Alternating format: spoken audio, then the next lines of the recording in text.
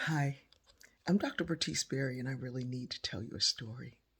Several years before my mom passed away, we were in San Diego still, and she had had some blood work done and some tests, and it was discovered that there was cancer in her lungs.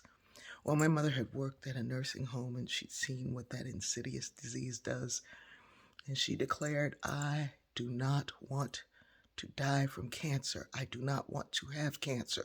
And then she said, I won't have cancer. Well, Mom, it is what it is. Let's find a treatment. Let's do what's necessary. Let's hear what the doctors have to say. And it wasn't looking good. But as we would go through the hospital from one test to doctor, my mother would grab anybody's hand and tell them to pray for her. Will you pray for me? They say I got cancer. I don't want to have no cancer. You pray for me. I was like, Mom, leave that man alone. And they'd be like, okay. And she'd walk up to people and she'd say, Who, do you pray to Allah? Yes, I do. Good. Ask Allah to heal me. She would just, anybody. And I remember one day she met a woman who said, Ma'am, I don't pray. I'm atheist. And my mother said, Oh, good. Then you love somebody, don't you? Yes. Well, then you love them hard and think of me. She's like, It's all the same. It's one road. So anyway, no, she said, many roads, one place, one destination. Many roads, one destination. Anyway, after a while, went back to discuss what was going to go on and look at some things. And they said, Miss Berry, something strange is going on. I said, okay. We want to look at your labs again, but we want to do some more tests. Is that okay? Well, I don't like being poked, but you go ahead. And they did. And they didn't find any cancer. And it was one of the strangest times for all of us because we were like, did that happen? Did it, what just happened? And my mother said, just say thank you. So we did. And healing doesn't happen the same way for everybody, but it happens.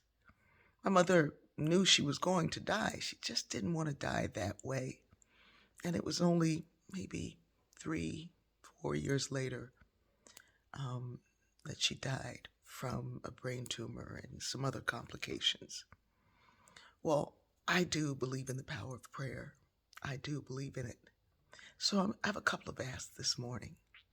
You all have heard me talk about my crazy teacher, Miss Karen Denton Johnson, who awakened the purpose in me. She reminded me of who helped me to see who I am and reminded me of who I belong to.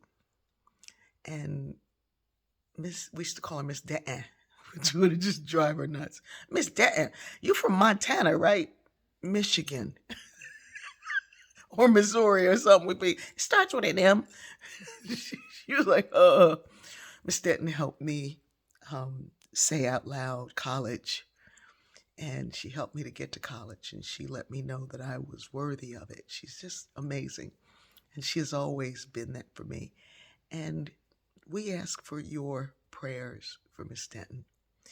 And I also ask that if you have a prayer request for someone you love, don't put their name, but in the comments, just say my friend or my son or my whomever. And you don't have to say what it is because unless you witnessed it and you're a part of it, it's not really your story to tell.